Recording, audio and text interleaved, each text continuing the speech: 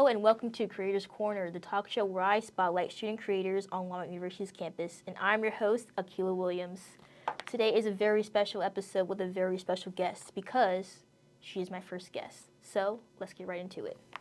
Today's guest is a talented musician from Halifax, Virginia. She's a senior majoring in communication studies with a concentration in digital media.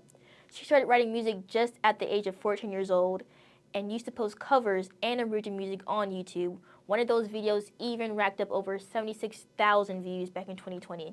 She plays guitar, ukulele, and piano. So I would like to welcome McKayla Moxie. So McKayla, thank you so much for coming on my show. How are you today? I'm good. Thank you so much for having me. Thank you. It's my first day on the job, so if I mess up, bear with me. It's my first day on the job too. So you started writing music at the ripe age of 14 years old. Yes, I did. What drew you to start making music? Oh gosh. Well, I've done theater since I was 9, so I grew up around the music and musicals, and my dad played guitar and sang. So I think for me, growing up, it was escapism. Especially during COVID, I found myself in my bedroom quite often. So I think for me, it was just a way for me to express my emotions and not have to talk to anybody about it, but still get them out and well, I did talk to people about it. I posted it to YouTube for everyone to see.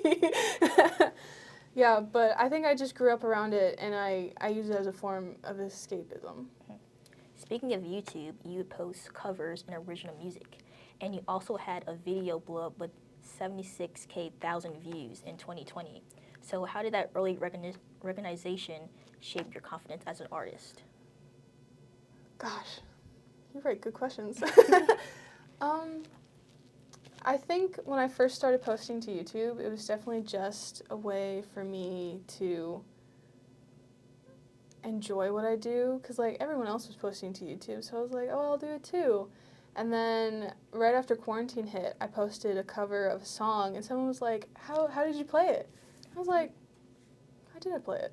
So then I posted a video of me showing off the chords and explaining how to play the song. This was on piano. And it blew up, and it got 76,000 views and a bunch of comments, and people were like, wow, this is so great, you should do this more often. And I was like, I'm pretty good at this. So then I just continued uploading, and I did mostly covers to begin with, and then I started uploading my own music, and people really enjoyed it, so I was like... So when you sit down to write, what does your process look like from writing to creating the sound to the finished piece? Oh gosh. For me, I definitely, it hits me where I'm mumbling a tune, or I say something or I hear something said and I'm like, oh my gosh, that's a song lyric. And then I write it down and I just build off of that. Or sometimes I'll be messing around on the guitar or piano and I'll find a chord progression and I'm like, oh my god, this sounds so good. So then I build off of that. So I oftentimes just sit down with one thing and then I put all the pieces together, and I often start with the verse and then get to the chorus. And my biggest problem with songwriting is that I struggle so hard to come up with melodies. So I get the verse down, I'm like, oh, this is good. And then I get to the chorus and I'm like, what do I do now? Yeah. And then I'm like, writer's block hits me and I'm like...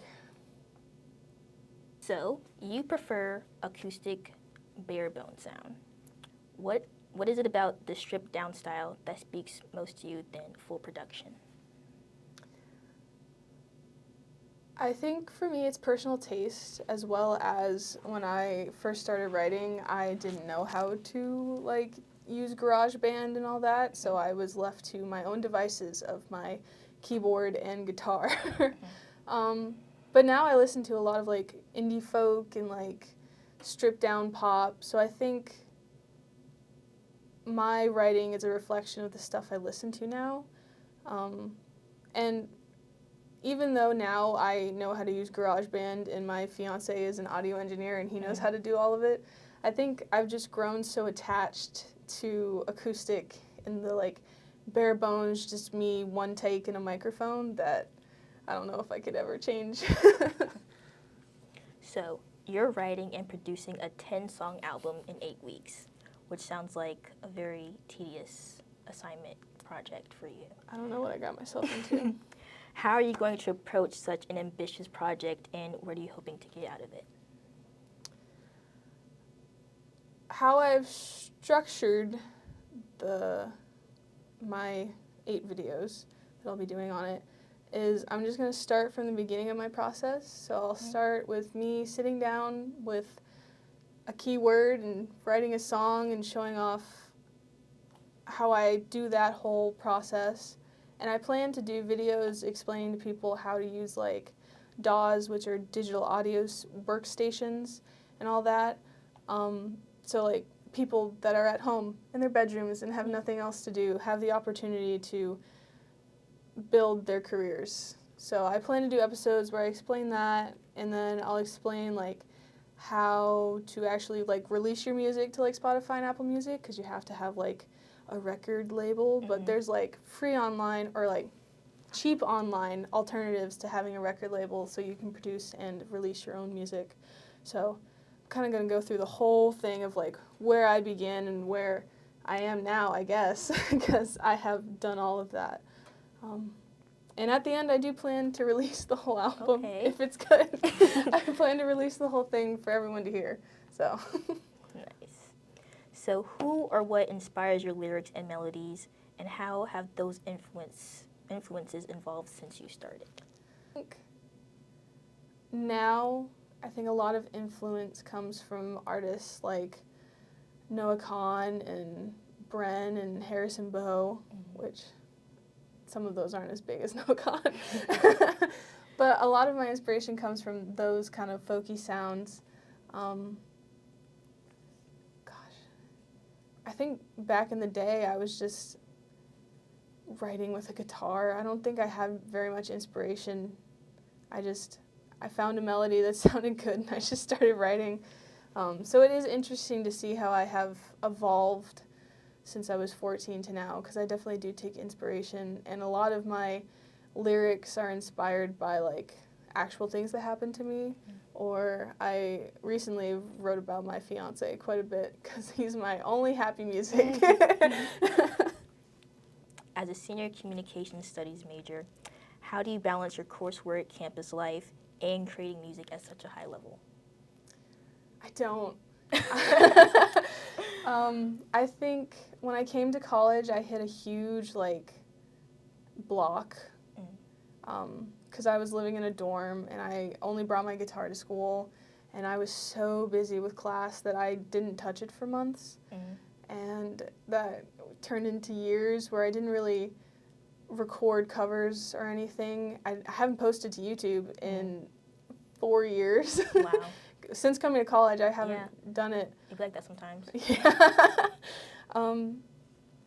But I've kept writing when I have the chance. But coming to college and balancing it, I did not do well. I do think I could have done better if I kept my passion for it, but I didn't. So every artist hits their roadblocks. How do you push through creative slumps and or self-doubt? Oh gosh. I think the biggest thing that gets me out of like writer's block and all of that is that I have to force myself to keep writing. Like, even if it's like I'm working on 7 different songs at the same time, like if I'm like going through lyrics in my head and I'm like, oh, that fits this better than this, I think it helps for me to have multiple projects going instead of just working on the one and being stuck on the one and not knowing where to continue with it. So I definitely recommend doing more than one project at a time.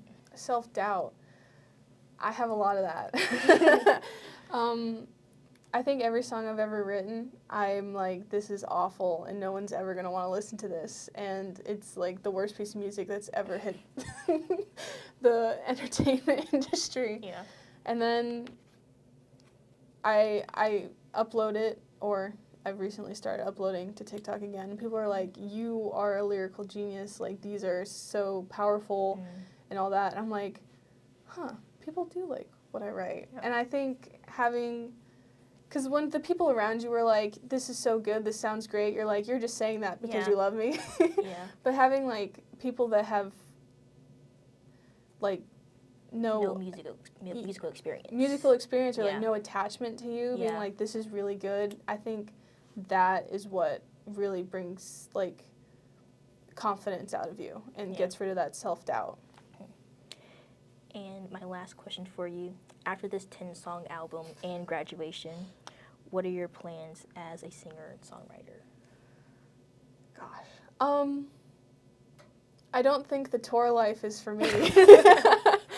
So I've always had this thought in my head that, like, if I ever blew up, that I would always disappoint my fans because I couldn't do the Yeah. tour life. But I would love to just continue writing, and, like, if I could be one of those artists that blows up a little bit, but not a whole lot, I would be content with my life. I'm going to transition to your song. My song. And now a performance of an original song, A Million Ways by McKayla Moxie. My therapist likes to talk about herself more than me. A 50-minute session where I don't say anything. Maybe it'd be better if I never spoke at all. 'Cause if they're really listening, I wouldn't be so scared to fall.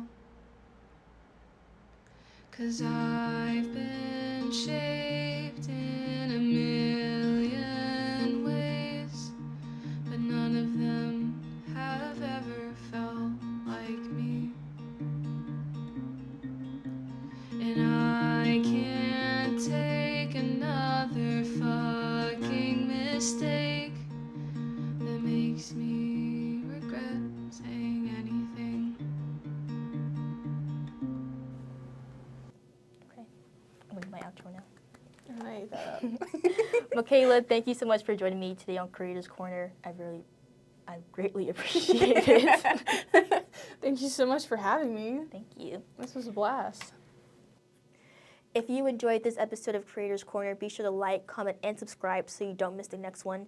You can follow McKayla on Instagram, and you can check out her music on Spotify, Apple Music, and YouTube. Thank you so much for watching, and I'll see you next time on Creators Corner.